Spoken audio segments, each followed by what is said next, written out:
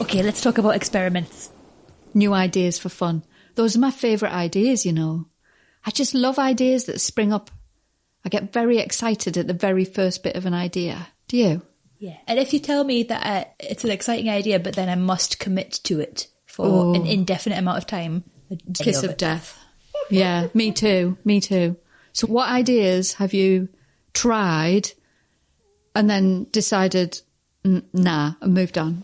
Ooh, having an agency, scaling and trying to be like big. So like the classic business advice is that's working. Scale it, do it more. So having a big team, lots of illustrators. It was an experiment that I just didn't like doing. It was stressful. Yeah. I was like, I'll give it a year, see how I get on. It's quite hard once you're in that to be like, oh no, I don't like this experiment, to then wind it back in and undo it. Because there's part of you that feels like, oh, I did actually fail there. Or I need to do something to make it work. Yeah.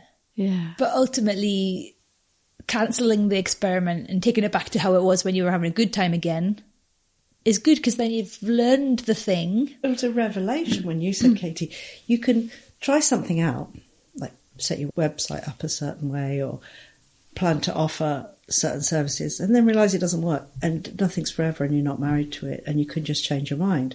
I think maybe because of my generation where everything had to be set up perfectly ready to go, no soft launches, everything had to be perfection or you're not allowed to do it. That includes take a decision and stay with it for life, even if it's the wrong thing.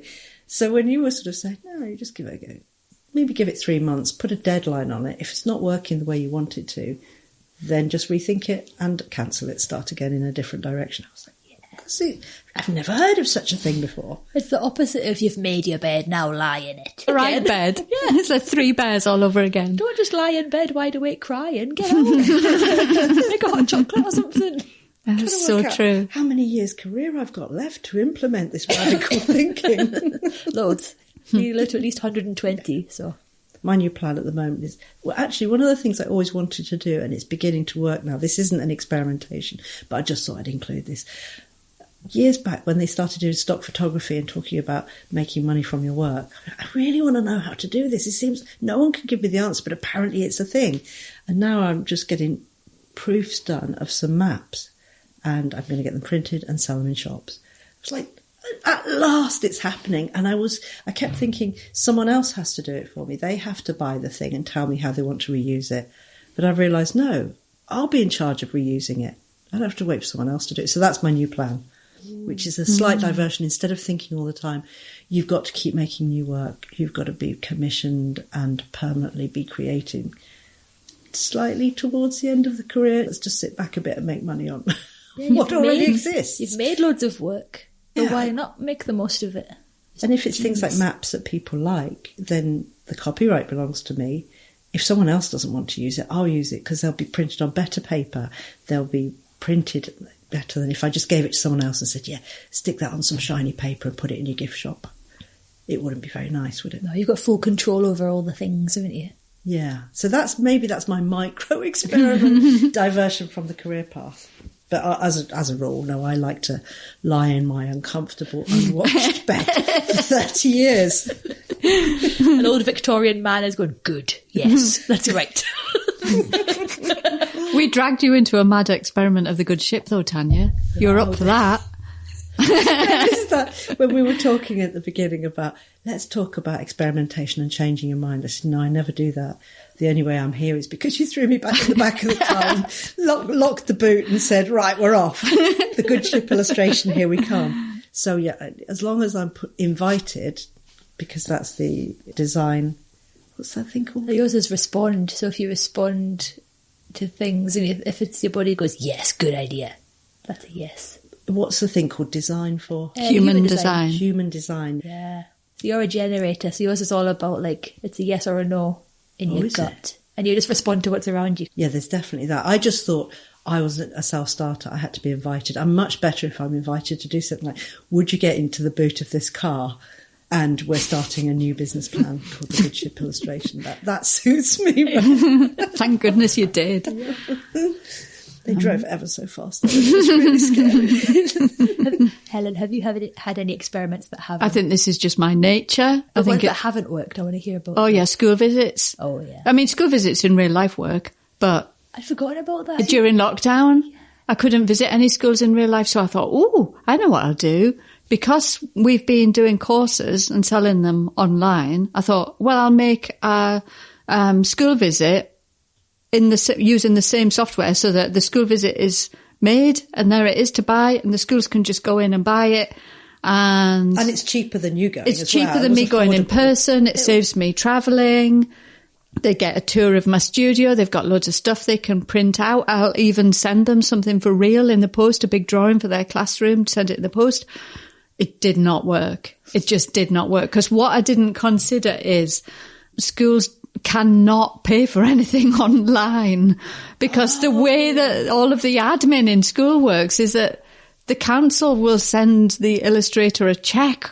Like, they do it in such old-fashioned ways, so that all of the software that I had set up where they could just look on my website, say, yes, I want to buy it. The teacher themselves could not choose to buy it, and they couldn't use their own credit card because the school wouldn't reimburse them. Wow. So every time I had a school interested, they would say, please, can you send me an invoice and we'll send you a cheque? And it completely ruined the whole idea because it just took so much work. Admin as well. Oh, it was so annoying. Yeah, really annoying.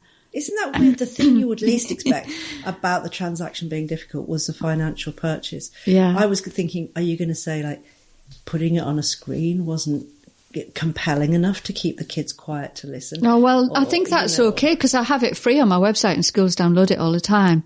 And for World Book Day, often I'm asked to do a Zoom visit. I just wanted to automate it. I just wanted it automating so that it could be going on easily without me having much input. But I still do Zoom school visits and in real life school visits sometimes, but automating it and making a checkout for schools just to do it without me having much input, no, didn't work. That's fascinating. And you did so many nice illustrations. Some of my favourite illustrations of yours were for the school visits. They're still on my website. Anybody can go and download it for free. I decided it was way better just to give it away for free than have to invoice a school and wait for a cheque and then take the cheque to the bank. It was so annoying. You need to be quiet. The other thing that I've really got into and went mad for it for a couple of years was making all of my artwork digital. And I made 3 or 4 books digital, some using a combination of Handmade and Photoshop, one of them completely on Procreate. I'm out the other side of that experiment now, and I'm really, really into doing paper again. It's so funny, isn't it, to see the different things get obsessed with and then... Yeah, I think that's what happens with me. I get obsessed with an idea and I really want to do it. And sometimes they work really well and sometimes they're just like, Helen, that was a rubbish idea, drop it now. But you see it through. I think you're not a kind of... You don't drop it at the first sign of trouble. You actually see it right through, make something of it, complete a project, and then say, I'm going in a different direction. So unflaky. I'm scared to death about being flaky about things, so I have to feel really sure it's going to work because I can't bear to drop it halfway through. You're a follow-through. Very, very laudable. I don't know. I think I've just got one of those brains that likes new ideas all the time. I just really like a new idea. I get very excited about it. Like recently on Substack for ages, I've had loads of newsletters I send out for free, and then there is some behind a paywall. But I really, really love the Blindboy podcast, as you know, because I talk about him all the time. And on his podcast, he has a Patreon, but he says, I want this to be a fair system. Those that can't afford it can still listen because those who can afford it pay for it. And that makes a nice community. And then one day, just out of the blue, I thought, I am going to do that now. And I just went in on that day and just turned off. Well, no, you can still pay. People who want to pay can pay, but those who can't afford to pay don't have to pay. If it doesn't work and I end up not being paid to write the newsletters anymore, I'll have to rethink it. But I really hope it works. Because even before my Substack was even a jobs board, and nothing was behind a paywall. People paid, which I was like, why are you paying me? I wrote to these people. I was like, you're paying me, why? And they're like, oh, just like you. I was like, that makes me feel weird. There needs to be an exchange of something. The numbers have stayed about the same. I really like the idea that, because at the beginning of your career, and for lots of illustrators who are carers or parents or, you know, they've got other stuff going on in their life, they're not making very much money. So it feels like a fair, a nice way of doing it that might make a really nice community. So I'm giving it a go. I was thinking that about experiments, like pre-Good Ship. I had more time for little experiments, like Bullet Journal Gang was one. But then, when Good Ship started, it was like, where do I want my energy to go? And what is the most fun and easy and has the nicest reward? Like, not just financially, but like satisfyingly. And productivity was a random experiment as well. And it was fun, but it just didn't have like I just fizzled out, I think. What was productivity? It was like a 30-day thing where I shared different productivity tips and ways to get stuff done. And people said nice things about it, but it was just, I don't know. In hindsight now, I'm like, it was like ADHD coping strategies. Yeah. Before I knew I had ADHD. But like, at the time it was just fun. But on all those experiments, you learn so many things. And especially with Bullet Journal Gang, because it was an online course before we had Good Ship. It taught me so much about even just like how to set up. It was so valuable for us for Good Ship that you'd done that. So that was brilliant. I was sitting in a cafe and he said, this is what I want to do. Do you want to be part of it? I was like, yeah, that's a brilliant idea. But how? And then I went away on holiday and came back and Helen said, I've just been speaking to Katie. She's got the how. Magic. And the fact that we all live in the same town and already knew each other, all of those things are quite spooky, actually, that they were already in place.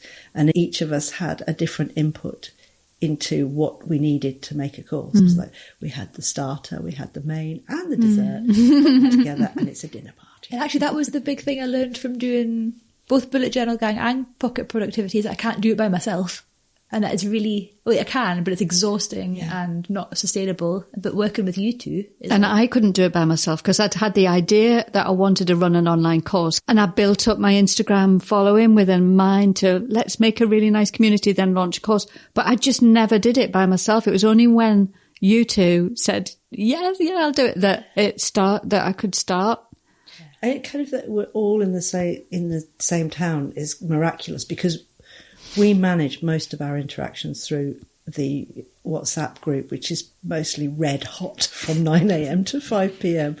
But then we can still get together and have conversations. And we know that when we're in person, we get loads more done and we have loads more ideas and we spark off each other and we can do the podcast in person. I mean, how mad is that we actually live in the same place and had all the ingredients to make something? I'm sure we're like the Beatles. She's gone crazy. Actually, it's all gone to her head. The Beatles have got good hair, and Helen was cutting your hair earlier, wasn't she? I meant to say, we've now built in some hairdressing into the community. I take my hairdressing razor with me everywhere in case I'm not enjoying somebody's hair. If you come to Bologna, maybe Helen could do your hair. Oh, yeah, definitely. I'll bring it. Razor hour cuts. A day for razor cuts because we couldn't find anyone to razor cut hair. I mean, my hair was looking like some silver helmet. And Helen said, so before we started the podcast today, Helen's made it really beautiful. Your Graham walked in and went, what's going on? Because Tania, you were just talking to your husband, weren't you? And he walked into the room and he's chatting to you and I just got hold of your hair and ran a razor through it. He said, what's happening? We were going to continue it into the podcast, so it's like a hairdressing podcast. that could happen next month, actually. I was thinking about mad experiments we've done in Good Ship as well and about Art Club. Do you remember? We had this chat where we said, shall we go live one Friday night? Shall we just go live? And it was going to be a one-off thing.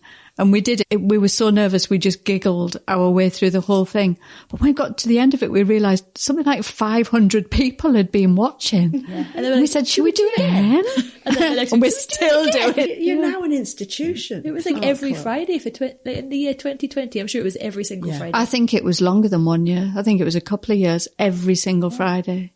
I don't do any Friday nights, so I might as well. Yeah. Especially COVID Friday nights. So yeah. And it was just an experiment for one night. But it worked. Experiments are important because sometimes they work better than you can even imagine. Maybe we should make that a challenge. I mean, there's all these different drawing challenges. How about one big, fat challenge? Like experiment. Do something experimental this month. I think I'm a terribly dull and unexperimental person. You're not. So if I could say to That myself, is not true. That is a lie. Yeah. That is not true. Fib alert. but I go in a straight line. I don't zigzag enough. I need to do more zigzagging. And Were you in the boot of experimenting. our car? We'll zigzag. I was a little bit sick in the boot of the car. I didn't realise she was zigzagging. I wonder if anybody, having listened to this, does a mad experiment, if you could let us know what it is and how it goes. Yeah. I think what makes a good experiment is when for an experiment, you kind of have to get married to it for a set amount of time. Otherwise, because if you're a bit wishy-washy, they're like, I'll try that. They're like, oh, no, I won't. That's not a real experiment. That's being flaky, and that's the scariest thing of all. Yeah. This has to be a commit for a bit. You have to put your white lab coat on, get the test tubes out, and even make a spreadsheet write something down what you're trying, and then at the end, did it work or not? I've got a scratch record in the sound of it's in my head, and so I can't talk about what it is because I'm so bored of hearing it anyway. Can we guess? Yeah, you can guess. What does it begin with? Whiskey? No, not that one. What was it? Oh, no. Yeah, actually. Two things that I've thought all the way through. The whole plan exists. Part of the work is undertaken, but I haven't completed or haven't even begun. Do you want an experiment from us, or do you want to make it up yourself? Have you got a fresh experiment for me? I'm just going to make one up for you right now. Go on. Go for it, Katie. Okay. So if you give yourself 3 months, Yeah. and even if you only did 1 post per month for 3 months and just saw what happened. Yeah. That's what I'm thinking. And if you will be my accountability buddy with that exact quantity, I don't have to do any more than that. How violent can I be with keeping you accountable? As much as you like. Message you daily. Why haven't you posted yet? You won't have time to do that. I know it. I'll forget. Okay. Challenge accepted. I think it's also useful to know that even the way that your Substack looks can be an experiment. I think I've changed my logo thing twice, since I've had it on. So I think a lot of people get really hung up on the look of their Substack or their website or their business. Exactly. And you can change that. You can make it nice so you like it now. And then if in a few months' time you don't like it, you can change that. Yeah, you can upstyle it, can't you? And even if you don't get around to personalising it at all, still counts if you do 3 posts. Okay, that's good. I think I've got my bit ready, my personalisation ready. I'm just going to launch in and not introduce myself and say I've always been here. Sorry, this is what was on my mind, and I begin here.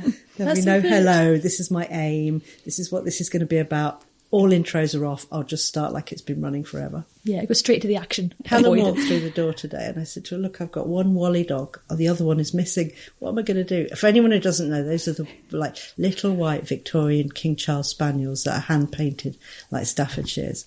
And I've only got the one. And Helen was like, well, this is a really good opportunity to make a cardboard one or a paper mache companion. I love the idea of making a mirrored one that's wonky. Your version of the other Wally dog. It'd be so good. Isn't that a lovely idea? I've never thought that. That was a great example of how your brain works. It looks for opportunities to do something bonkers. And I think that's your creative setting. Is you're open to it all already rather than thinking, how little can I get away with? Which might be my slight setting sometimes. Do you have that thing where if somebody tells you to do something, immediately seems like a terrible idea? Yeah, even if somebody tells me to watch something on the telly, nope. Well, this happens at home because I'll be, if I'm on my way to do something, say for instance, fold some washing, and Cameron's like, oh, that washing needs folded. I'm like, well, I was going to do it and now I can't because you've told me to. Yeah, me too. Yeah. Because you felt told. Yeah. If you tell me whatever you do, don't fold that washing. I hate that. I can do it now that you're not letting me do it. And it's annoying because I can see myself being silly about it. But yes, yeah, me too. Yeah, it was like when Barbie came out, and I thought that's the last thing I want to do. And then I went to see it, and I really liked it. And then everyone liked it. And then we told Helen. I hated it. I can't tell you how much I hated that film. And we were like, yeah, double bluff, triple bluff. At the end, you like it? No, on every level, Helen hated it. I felt manipulated it by the film from beginning to end. And on the bits where it made me laugh, I was like slapping my own face. Why are you manipulating me to laugh? So now, if you need to approach Helen with anything, you've got the strategy. Don't tell her, maybe invite her. Oh, dear. So, experiment week, if you fancy it. Yeah, let us know what your experiment is as well, because we're all really nosy. We are. I want to know. Yeah. I want to know. Absolutely. And then later down the line, whether it worked, whether the mad experiment turned out to be the best thing you've ever done, or you had to quietly stop. Well, yours was illustrating a wedding or a TED talk, and you didn't mean to. Yeah, I was like, oh, that drawing on the spot sounds fun. I'll try that out. And then it was just like a snowball. I couldn't stop, and I was like, okay, this is fun, and I like doing it. People want me to do it. I might as well make this my entire life. Yeah. That's amazing, isn't it? Has anyone's career or approach come about by accident or happy coincidence or conscious experiment? Yeah, tell us about it. Yeah. Send it through. Cool. Okay.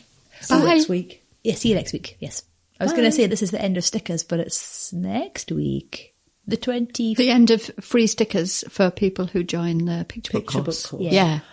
It's the 21st of November, I think. You can get stickers till then. Yeah. Art Club is also on the 21st, so the day that it's the last day of the stickers offer for the picture book course is Art Club. Do you know what that Art Club is? Or is Art Club on the 7th is we're making boxes into a little room and then putting a little character in there as an experiment for how to do backgrounds in a picture book. And if you're listening to this afterwards, which you might be, it's on our Instagram, so you can go and watch it. The replay will be there. It's at The Good Ship Illustration on Instagram. Bye-bye.